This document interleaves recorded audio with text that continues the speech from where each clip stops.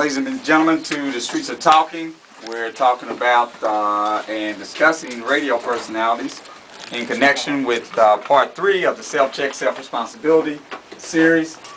Van, you got a question for Tim Gerard. Just to piggyback off what Mark said about him having responsibility, he took it on himself to have the initiative to give responsibility. He wasn't going to play any music that was degrading, right? Is that correct? Right. Okay. Just look at the spin on that as far as the contradiction in radio. Radio say they play the top 100, the top 40 songs in Billboard. Right. Just last year, Talib Kweli and Common both were 1 and 2 on the Billboard.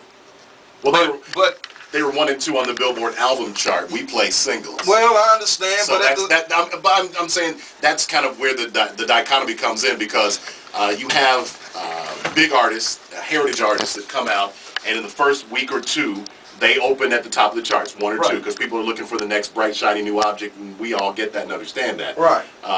But when it came to getting singles on the air, that's kind of the big problem, because kind of with the whole Gigo effect we talked about, garbage in, garbage out. For every 100 Laffy Taffies, there's only 1 Talib Kweli.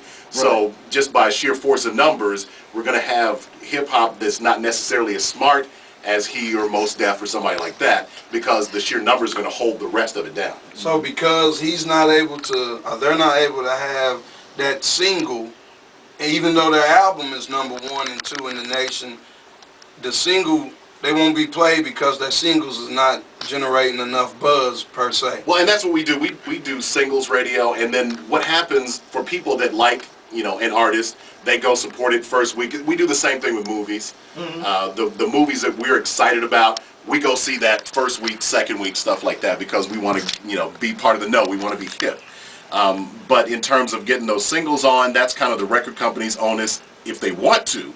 And they've shown a particular interest in wanting to give us dope boy killer music instead of giving us the more conscious music. So you're limited. So as a responsible PD, wouldn't you ask for those type records just so it could, balance the situation? Absolutely. Like right now, Nas right now, he just knocked Lil Wayne out of the Billboard spot on his album 2 weeks in a row. Right. Okay, he's got a single with Polo the Don, a credible producer, and it goes about who produces the music anyway and who's funding it, who's behind it.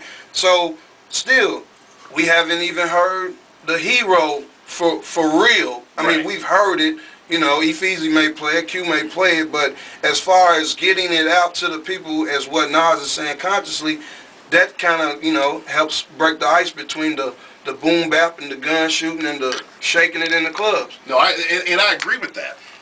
But we periodically ask the listeners what they want to hear. That's the research element that we do. We ask them what they want to hear, and the number 1 song they want to hear right now is a Millie, and not Hero yet. As Hero grows, it could become that song. I hope it does, because with all the controversy that Nas created, he drew a lot of attention to himself, and then he put some good messages on that album. Right. In regards to the whole N-word, I'm going to name my album this. But it he won't created even that be buzz. listened to if the singles are not being played. Okay. Well, not necessarily. Well, being that we know that DJs are in a limited position. They have, they can't do too much outside of what their bosses say. Right.